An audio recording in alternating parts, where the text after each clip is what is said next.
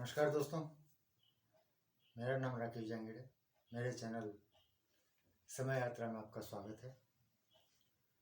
तो दोस्तों, पिछली वीडियो में हमने जाना कि किस तरह पृथ्वी पर बसे हुए लोगों ने मैथुन धर्म का आश्रय लिया और उसका भी लोग सतत सेवन करने लगे।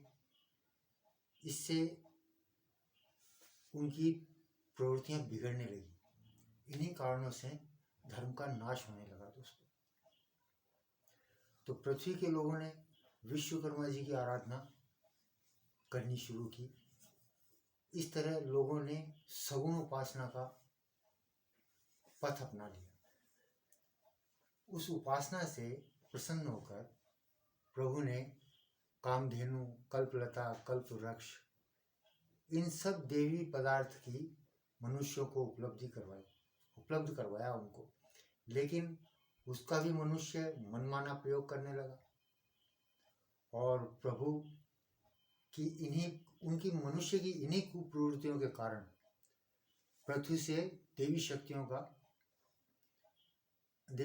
अदृश्य होने लगी और पृथ्वी पर फिर मनुष्यों की शक्तियां क्षीण होने लग गई। अब ब्रह्मा जी ने पृथ्वी के दुखों को दूर करने के लिए कई ज्ञानी मनुष्यों के द्वारा वेदों का पठन पाठन पृथ्वी पर करवाया। उन वेदों के पठन पाठन से सभी इसका मनुष्यों के उससे दुख दूर होने लगे वेदों के पठन पाठन से। और इस तरह लोगों ने वेदों के पठन पाठन से वेदों के गूढ़ रहस्यों को जानकर कौन सा सुख किस तरह प्राप्त करना है, इसका मंथन करके लोगों ने अपनी इच्छाओं की पूर्ति की। ब्रह्मा जी ने मनुष्यों को कई पशुओं की भी उत्पत्ति की मनुष्यों के लिए। उन पशुओं से मनुष्य अपना मनमाना काम लेता और अपने लोगों का भरण पोषण करता था। अब लोग इस तरह से समूह बनाकर और इकट्ठे होकर के रहने लगे और इन लोगों का एक नेता होता था जिसको राजा कहा जाता था। और राजा का धर्म होता था प्रजा की रक्षा करना। जो लोग थे वो लोग राजा का सम्मान करते थे। इस तरह ब्रह्मा जी ने सृष्टि की रचना को शुरुआत की। अब वह था चौथा अध्याय दोस्तों अपना। अभी हमारा 5वां अध्याय शुरू होता है। इसमें सूत जी ऋषियों को फिर से बोलते हैं कि मैंने आपको सृष्टि के आरंभ का थोड़ा परिचय दिया है। इस सृष्टि के आरंभ में भूव नामक मनु के वंश में उत्तानपाद नामक एक बड़ा ही पराक्रमशाली राजा हुआ। इनके पुत्र का नाम ध्रुव था। यह ध्रुव था।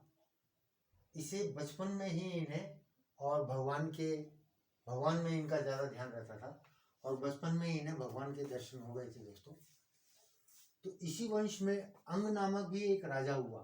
किसी स्वयंभू नामक मनु के वंश में ही अंग नामक भी एक राजा हुआ जो बहुत ही दयालु और प्रजापालक था वो दोस्तों। तो उसके राज्य में प्रजा स्वर्ग के सभी सुख भोगती और निर्भय होकर जीवन यापन करती थी। किंतु इसी राजा के यहाँ एक वेन नामक एक पुत्र हुआ जो बहुत ही दुराचारी और दुष्ट था। वह बराबर अनुचित आचरण करता था दोस्तों, लोगों को सताता।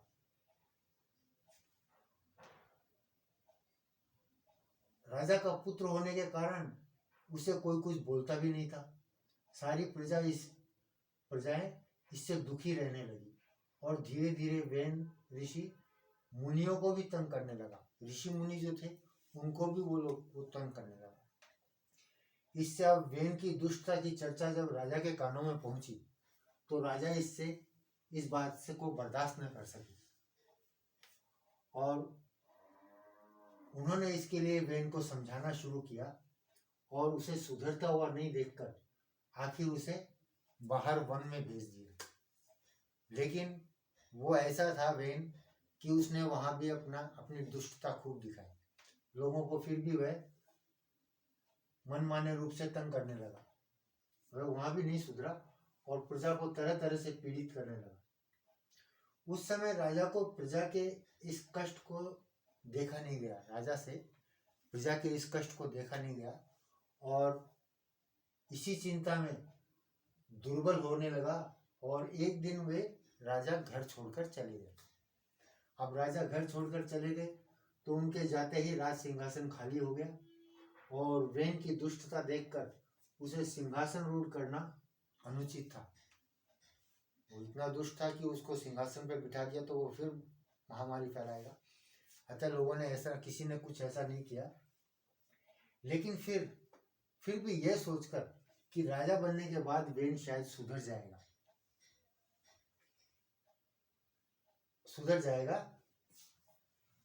और उसे राजा बना दिया। लेकिन उसके राजा बनते ही अपनी दुष्टता उसने और बढ़ा दी। राज्य मिलने से उसके पास लक्ष्मी भी आ गई। इससे वह घोर दुराचारी हो गया और उसमें दुष्टता की सीमा ही नहीं रही। उसकी दुष्टता की कोई सीमा नहीं रही दोस्तों। तो राजा का पूजन ईश्वर की जगह होना चाहिए, वो ऐसा कहता था। राजा का पूजन ईश्वर की जगह होना चाहिए। इसके अलावा प्रजा के पास जो भी हो राजा को समर्पित कर देना चाहिए, क्योंकि राजा की सेवा ही प्रजा का सच्चा धर्म है। वो ऐसा मानता था दोस्तों कि राजा की सेवा करना प्रजा का धर्म है और राजा की हर आज्ञा का पालन करना प्रजा का धर्म बनता है, ऐसा उसका मानना था। तो उसकी इस आज्ञा का पालन जो नहीं करता था उसे वो कठोर दंड देता था। प्रजा पर इतना जुल्म ढाने के बाद भी वेन को संतुष्ट नहीं हुआ। उसको संतोष नहीं हुआ इतना जुल्म ढाने के बाद भी। अब उसकी दृष्टि ऋषि मुनियों पर पड़ी। जो जंगल में ऋषि मुनि रहते थे उन पर उसकी दृष्टि पड़ी। वह उन्हें भी तंग करने लगा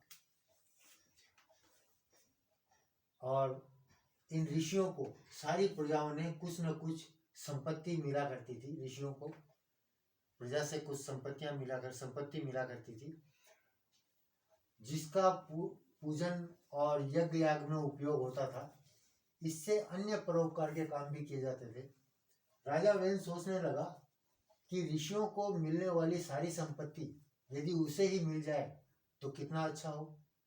इस प्रकार सोचकर राजा वेन ने ऋषियों को आज्ञा दी कि वे प्रजा से मिलने वाली सारी संपत्ति राजा को सौंप दिया करें। अब ऋषियों को परेशान करने से सारे राज्य में अधर्म फैलने लगा। लाज मर्यादा, मान अपमान, धर्म अधर्म सारे भेद समाप्त हो गए दोस्तों। धार्मिक क्रियाएं बंद हो गई और प्रजा दुखी हो गई। तब सारे ऋषिगण ने मिलकर सोचने लगे कि अगर ऐसा ही होता रहा तो संसार से धर्म का नाम सदा के लिए मिट जाएगा। यह सोचकर उन्होंने राजा वेन को सुधारने और समझाने का प्रयत्न किया। उस पर साम दाम दंड भेद सभी का प्रयोग किया, लेकिन वेन ने इसके बावजूद उद्दंड और ज्यादा होता चला गया। धीरे धीरे वेन की दुष्टता सभी को असहा होने लगी, किसी से सहन नहीं हो सकी न होने लगी। अतएव एक दिन क्रोधमय सब ऋषियों ने मिलकर क्रोध में आकर उस राजा वेन को मार डाला और उसका जो शव था उसको एक कोठरी में बंद कर दिया। वेन का इस प्रकार नाश करने के बाद ऋषियों ने राज्य का कार्यभार मंत्रियों को सौंप दिया। वे सब ऋषियों के परामर्श से, मंत्री लोग जो थे वो ऋषियों के परामर्श से और राज्य को चलाने लगे।